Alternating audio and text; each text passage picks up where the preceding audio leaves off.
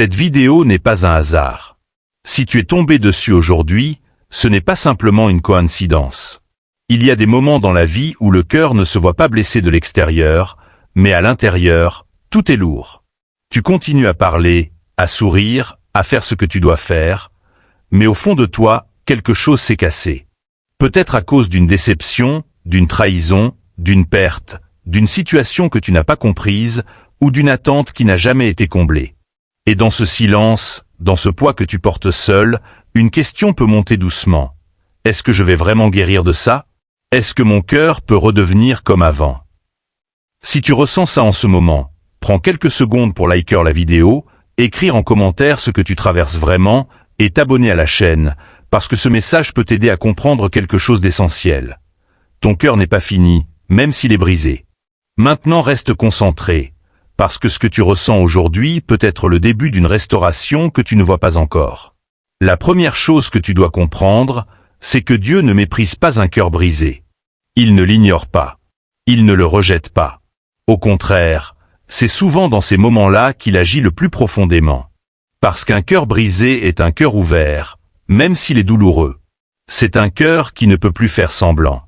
Un cœur qui ne peut plus se cacher derrière des apparences. Et c'est dans cette vérité-là que quelque chose peut commencer.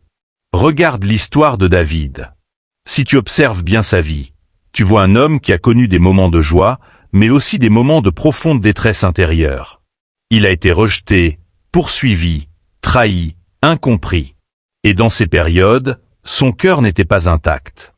Il était touché, fatigué, parfois même brisé. Mais ce qui est puissant, c'est qu'il n'a pas caché cet état.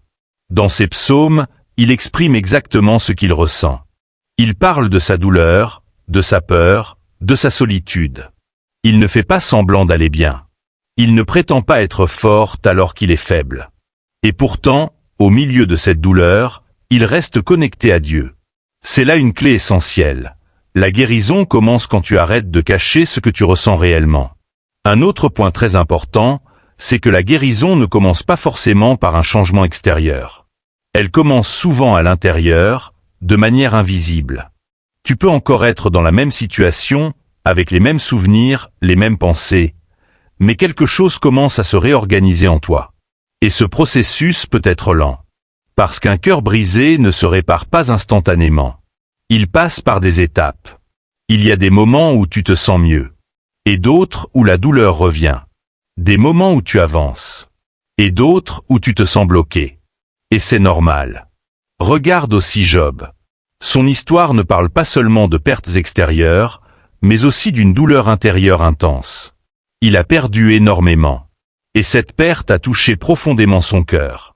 Il a exprimé son incompréhension. Il a posé des questions. Il a ressenti le poids de ce qu'il vivait. Mais malgré cela, il ne s'est pas totalement coupé de Dieu. Et avec le temps, quelque chose s'est produit. Pas seulement une restauration extérieure, mais une transformation intérieure. Cela montre que la guérison ne consiste pas seulement à récupérer ce que tu as perdu, mais à devenir une version de toi plus profonde, plus stable, plus ancrée. Un autre aspect important, c'est que certaines blessures viennent de relations. Et ces blessures sont souvent les plus difficiles à guérir.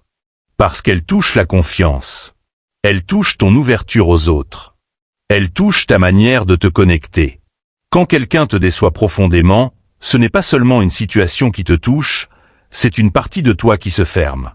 Et c'est là que la guérison devient plus complexe. Mais même dans ce domaine, la Bible montre que la restauration est possible. Regarde Joseph. Il a été trahi par ses propres frères. Ce n'est pas une petite blessure. C'est une trahison profonde, venant de personnes proches. Et pourtant, avec le temps, son cœur ne reste pas enfermé dans cette douleur. Il évolue. Il change. Il guérit. Et à un moment donné, il est capable de pardonner. Et ce pardon n'est pas une faiblesse. C'est une preuve de guérison. Cela montre que Dieu peut restaurer même ce qui a été profondément touché. Un autre point essentiel, c'est que la guérison ne signifie pas oublier. Elle signifie ne plus être contrôlé par la douleur. Tu peux te souvenir, sans souffrir de la même manière. Tu peux repenser à certaines choses, sans que cela te détruise. Et ce changement, même s'il est progressif et réel. Enfin, il faut comprendre que ton cœur n'est pas trop brisé pour être réparé.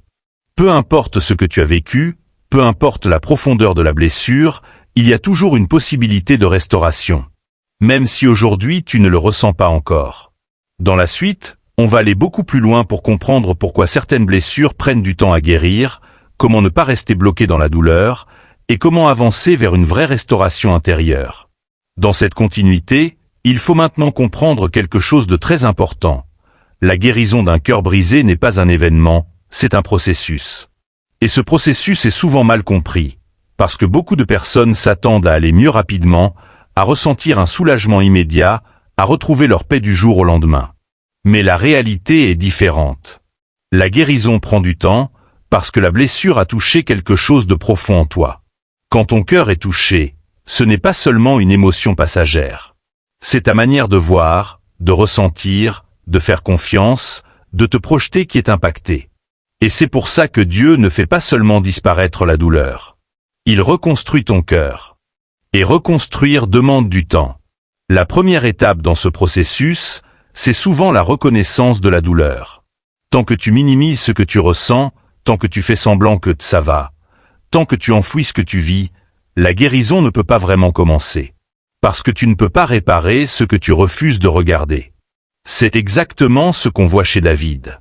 Dans ses psaumes, il ne cache rien. Il ne dit pas « tout va bien » quand ce n'est pas le cas. Il dit clairement quand il est abattu, quand il est fatigué, quand il se sent seul. Et c'est cette honnêteté qui ouvre un espace pour la guérison. Tu n'as pas besoin d'être forte en permanence. Tu as besoin d'être vrai. Un autre point important, c'est que la douleur ne disparaît pas toujours de manière linéaire. Il y a des jours où tu te sens mieux. Tu avances, tu respires un peu plus. Et puis, sans prévenir, un souvenir, une pensée, une situation te replonge dans ce que tu ressentais avant. Et là, tu peux avoir l'impression de revenir en arrière. Mais en réalité, tu n'es pas au même endroit. Tu es dans un processus. Et ce processus inclut des hauts et des bas. Regarde Job encore une fois. Il ne passe pas de la douleur à la paix instantanément. Il traverse des phases. Des moments de compréhension, puis des moments de confusion. Des moments de force, puis des moments de fatigue. Mais ce mouvement fait partie de la guérison. Un autre aspect très important, c'est que certaines blessures touchent ton identité. Tu peux commencer à douter de toi, de ta valeur, de ta capacité à aimer ou à être aimé, de ta capacité à avancer. Et ces pensées peuvent s'installer si tu n'y fais pas attention. C'est pour ça que la guérison ne concerne pas seulement tes émotions, elle concerne aussi ta manière de penser. Tu dois apprendre à ne pas construire ton identité autour de ta blessure. Tu n'es pas la personne qui a été trahie. Tu n'es pas la personne qui a échoué. Tu n'es pas la personne qui a été abandonnée. Tu es une personne en train de guérir. Et ça change tout. Un autre exemple puissant est celui de Pierre. À un moment donné, il vit une chute importante. Il renie ce qu'il croyait être solide en lui. Et après cela, il y a forcément une forme de douleur intérieure.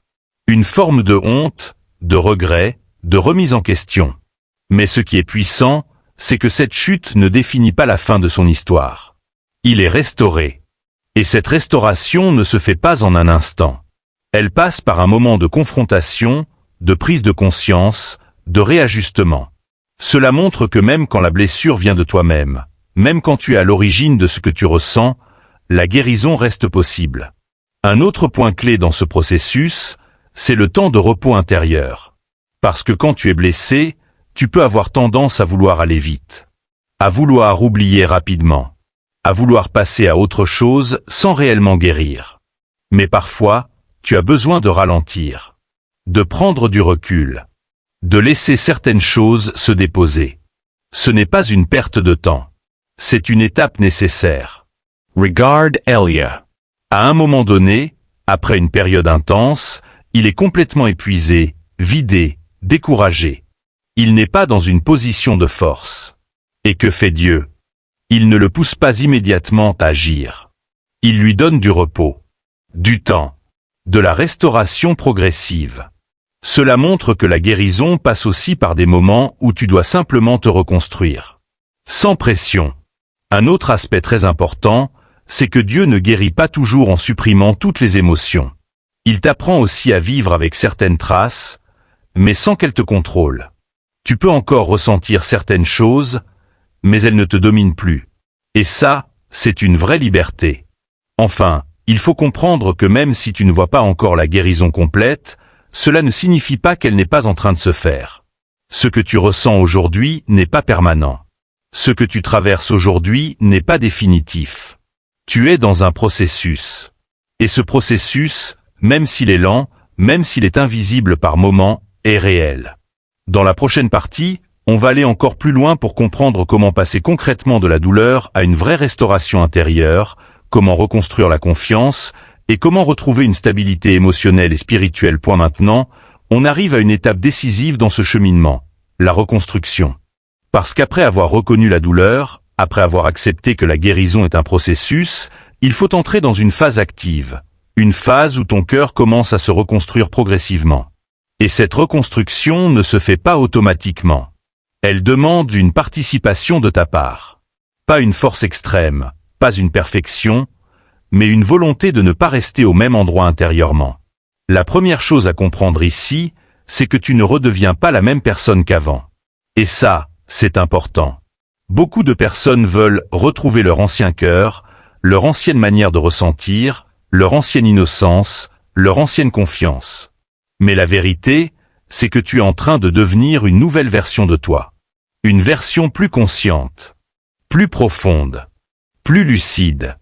Et même si cela passe par une phase difficile, cette version peut être plus solide que l'ancienne. Regarde encore Joseph. Après tout ce qu'il a vécu, il ne revient pas à son état initial. Il ne devient pas simplement comme avant. Il devient quelqu'un de transformé. Sa manière de voir les choses a changé. Sa manière de gérer les relations a évolué. Sa manière de réagir face aux situations est différente. Et c'est cette transformation qui lui permet de ne pas être détruit par ce qu'il a vécu. Un autre point fondamental, c'est la reconstruction de la confiance. Parce qu'un cœur brisé perd souvent confiance. Confiance en soi. Confiance en les autres. Parfois même confiance en Dieu. Et reconstruire cette confiance prend du temps. Tu ne peux pas te forcer à faire confiance instantanément. Tu ne peux pas ignorer ce que tu as vécu. Mais tu peux avancer petit à petit. Un pas à la fois. Tu peux recommencer à t'ouvrir légèrement. À faire de petits actes de confiance. À ne pas rester complètement fermé. Et ces petits pas comptent énormément. Regarde Pierre encore une fois. Après sa chute, il aurait pu rester enfermé dans la culpabilité, dans la honte, dans le doute. Mais il est restauré progressivement. Et surtout, il accepte de reprendre sa place. Cela demande du courage. Parce que revenir après avoir été brisé demande plus de force que de ne jamais être tombé. Un autre aspect très important, c'est la gestion des pensées. Parce que même quand tu avances, certaines pensées peuvent revenir. Des pensées de doute. Des pensées de peur. Des souvenirs qui te ramènent en arrière. Et si tu laisses ces pensées s'installer sans les filtrer, elles peuvent ralentir ta guérison. Tu dois apprendre à ne pas croire tout ce que tu penses. Tu dois apprendre à prendre du recul. À te dire, ce que je ressens est réel, mais ce n'est pas toute la vérité. Et cette capacité te permet de ne pas replonger complètement. Un autre point essentiel dans la reconstruction, c'est de redonner une direction à ta vie. Parce que quand ton cœur est brisé, tu peux perdre ton élan. Tu peux perdre ta motivation. Tu peux ne plus savoir où tu vas. Et rester dans cet état trop longtemps peut te bloquer. C'est pour ça que tu dois recommencer à avancer, même lentement. Pas forcément avec de grands objectifs, mais avec des petites actions, des petits choix, des petites décisions. Avancer, même un peu, c'est déjà sortir de la stagnation. Regard David. Même dans ces moments de détresse, il ne reste pas totalement immobile. Il continue de parler, de réfléchir, d'agir. Il ne laisse pas la douleur définir toute sa direction. Un autre élément très profond, c'est le pardon. Et c'est probablement l'un des points les plus difficiles. Parce que pardonner ne signifie pas que ce que tu as vécu est acceptable. Cela ne signifie pas que la blessure n'était pas réelle. Mais cela signifie que tu refuses de rester attaché à cette douleur pour toujours. Regarde Joseph encore une fois. Il a toutes les raisons de rester dans la colère. Mais il choisit de pardonner. Et ce pardon le libère intérieurement. Ce n'est pas un acte facile. Ce n'est pas instantané. Mais c'est une étape qui peut transformer ton cœur. Un autre point clé, c'est que la guérison te rend plus sensible, mais aussi plus fort. Tu comprends mieux les autres. Tu ressens plus profondément certaines choses. Mais en même temps, tu développes une résistance intérieure. Tu n'es plus naïf, mais tu n'es pas fermé non plus. Tu es équilibré. Enfin, il faut comprendre que même si tu es encore en chemin, tu es déjà différent. Tu n'es plus au point de départ. Tu as avancé, même si c'est lentement. Tu as résisté, même si c'était difficile. Tu as continué, même quand tu étais fatigué. Et tout cela compte. Dans la dernière partie, on va voir comment cette guérison devient stable, comment reconnaître que ton cœur est réellement restauré, et comment avancer avec une paix plus profonde et durable. On arrive maintenant à une étape que beaucoup attendent sans toujours savoir comment y accéder. La stabilisation de la guérison. Parce qu'être en train de guérir, c'est une chose. Mais être réellement restauré intérieurement, vivre avec une paix plus stable, une force plus calme, une confiance plus profonde, c'est un autre niveau. Et cette étape ne se reconnaît pas forcément par des émotions fortes. Elle se reconnaît par des changements subtils, mais puissants, dans ta manière d'être. La première chose que tu peux remarquer, c'est que la douleur ne te contrôle plus comme avant. Elle peut encore exister par moments. Tu peux encore penser à certaines choses, ressentir une légère émotion, te rappeler ce que tu as vécu. Mais la différence, c'est que cela ne te submerge plus. Tu n'es plus emporté. Tu n'es plus bloqué. Tu ressens, mais tu restes stable. Et ça, c'est un signe très fort que ton cœur est en train d'être restauré. Parce que la vraie guérison ne supprime pas toujours le souvenir. Elle enlève le pouvoir que ce souvenir avait sur toi. Un autre signe important, c'est que tu retrouves une forme de paix intérieure, même si tout n'est pas parfait autour de toi. Avant, ta paix dépendait beaucoup des circonstances. Si tout allait bien, tu te sentais bien. Si quelque chose n'allait pas, tout s'effondrait. Mais maintenant, il y a quelque chose de plus stable. Tu peux traverser une difficulté, sans perdre complètement ton équilibre. Tu peux avoir une journée difficile, sans que toute ta semaine soit détruite. Tu peux être touché, sans être brisé. Et cette stabilité est une victoire immense. On le voit dans la manière dont David évolue. Au début, ses émotions sont très intenses, très fluctuantes. Mais avec le temps, même s'il reste honnête, il développe une capacité à revenir plus rapidement à la confiance. Ce retour devient plus naturel. Et c'est exactement ce qui peut se produire en toi. Un autre signe très fort de guérison, c'est ta capacité à aimer à nouveau. Parce qu'un cœur brisé se ferme. Il se protège. Il évite de ressentir pour ne pas souffrir encore. Mais un cœur guéri recommence à s'ouvrir. Pas de manière naïve. Pas sans discernement. Mais avec une sagesse différente. Tu n'aimes plus comme avant. Tu aimes mieux. Et ça, c'est une transformation profonde. Regarde Joseph. Après tout ce qu'il a vécu, il aurait pu rester fermé, distant, froid. Mais ce n'est pas le cas. Il est capable de se reconnecter, de parler, de pardonner. Cela montre que la guérison ne te rend pas dur, elle te rend équilibré. Un autre point essentiel, c'est que tu développes une nouvelle relation avec ton passé. Avant, ton passé te faisait mal. Il te retenait. Il influençait tes décisions. Mais maintenant, tu peux le regarder différemment. Tu vois ce que tu as appris. Tu vois comment tu as grandi. Tu vois ce que cela a produit en toi. Et même si tout n'était pas bon, tu peux en tirer quelque chose. Ce changement de regard est puissant. Parce qu'il transforme ton histoire.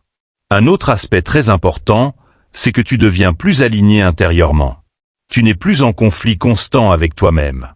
Tu comprends mieux tes émotions. Tu acceptes mieux certaines choses. Tu n'es pas parfait, mais tu es plus stable. Et cette stabilité te permet d'avancer avec plus de clarté. Un autre signe de guérison, c'est que tu ne ressens plus le besoin constant de te justifier, de prouver quelque chose, ou de combler un vide. Avant, Ta blessure pouvait te pousser à chercher une validation extérieure, à vouloir remplir un manque. Mais maintenant, tu es plus posé. Tu sais mieux qui tu es. Et ça change ta manière de vivre. Un autre point très profond, c'est que tu développes une sensibilité différente. Tu comprends mieux la douleur des autres. Tu es plus attentif. Plus patient. Parce que tu sais ce que c'est que de traverser quelque chose de difficile. Et cette sensibilité devient une force. Enfin, il faut comprendre que la guérison n'est pas une fin. C'est une nouvelle base. Une base plus solide, plus stable, plus consciente. Tu ne redeviens pas la personne d'avant. Tu deviens quelqu'un de construit. Quelqu'un qui a traversé, appris, évolué. Et même si la vie continue avec ses défis, tu es mieux équipé pour y faire face. Si ce message t'a parlé profondément, prends un moment pour liker la vidéo, écrire en commentaire ce que tu ressens ou ce que tu as appris, et abonne-toi pour continuer à grandir dans ta foi et ta stabilité intérieure. Et n'oublie jamais, ton cœur n'est pas trop brisé pour être restauré. Ce que tu ressens aujourd'hui n'est pas la fin. C'est un passage. Et ce passage peut te conduire vers une version de toi plus forte, plus stable, plus en paix.